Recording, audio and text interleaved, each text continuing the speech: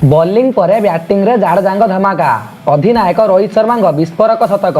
ଦ୍ୱିତୀୟ ଦିନରେ ଧୂଳି ଚାଟିଲା ଅଷ୍ଟ୍ରେଲିଆ ବିପକ୍ଷରେ ଧମାଲ ମଚାଇଛନ୍ତି ଟିମ୍ ଇଣ୍ଡିଆର ଷ୍ଟାର ଅଲରାଉଣ୍ଡର ରବୀନ୍ଦ୍ର ଜାଡେଜା। ପ୍ରଥମେ ବୋଲିଂରେ ଅଷ୍ଟ୍ରେଲିଆ ବ୍ୟାଟ୍ସମ୍ୟାନଙ୍କୁ ଚକମା ଦେଇ 5ଟି ୱିକେଟ୍ ଅକ୍ତିଆର କରିବା ପରେ ଏବେ ବ୍ୟାଟିଂରେ କରୁଛନ୍ତି କମାଲ। ଦ୍ୱିତୀୟ ଦିନରେ ବ୍ୟାଟିଂ କରିବାକୁ ଆସି ଦମଦାର ଅର୍ଦ୍ଧଶତକ ହାସଲ କରି ଭାରତକୁ ବଡ଼ ସ୍କୋର ଅଭିମୁଖେ ନେଉଛନ୍ତି ଜାଡେଜା। ପ୍ରଥମ ଟେଷ୍ଟର ଦ୍ୱିତୀୟ ଦିନରେ 77 ସ୍କୋରରୁ ବ୍ୟାଟିଂ ଆରମ୍ଭ କରିଥିଲେ ରୋହିତ ଶର୍ମା ଓ ଅଶ୍ୱିନ। କିନ୍ତୁ ଅଳ୍ପ କିଛି ରନ୍ ଯୋଡ଼ିବା ପରେ ଅଶ୍ୱିନ ରୋହିତଙ୍କ ହାତ ଛାଡ଼ି ଦେଇଥିଲେ। ଏହାପରେ ଭାରତ ବ୍ୟାଟିଂ ବିପର୍ଯ୍ୟୟର ସାମ୍ନା କରିଥିଲା। ଏହି ସମୟରେ ଅଧିନାୟକ ରୋହିତ ଶର୍ମା ସୁନ୍ଦର ବ୍ୟାଟିଂ କରି ଏକ ଶତକୀୟ ପାରି ଖେଳିଛନ୍ତି। କିନ୍ତୁ ଶତକ ପରେ ନିଜ ୱିକେଟ୍ ହରାଇଛନ୍ତି ରୋହିତ ଶର୍ମା। କିନ୍ତୁ ପରେ ଜାଡେଜା ଏବଂ ଅକ୍ଷର ପଟେଲ ଏହି ପାଳିକୁ ବଡ଼ ପାର୍ଟନରସିପ୍ରେ ପରିବର୍ତ୍ତନ କରିବାକୁ ଚେଷ୍ଟା କରୁଛନ୍ତି। ତେବେ ଏହି ଦୁଇ ଅଲରାଉଣ୍ଡର ଅର୍ଦ୍ଧଶତକ ହାସଲ କରିସାରିଛନ୍ତି। ରବୀନ୍ଦ୍ର ଜାଡେଜା 62 ରନ୍ କରି ଖେଳୁଥିବା ବେଳେ ଅକ୍ଷର ପଟେଲ 52 ରନ୍ରେ ଅପରାଜିତ ଅଛନ୍ତି।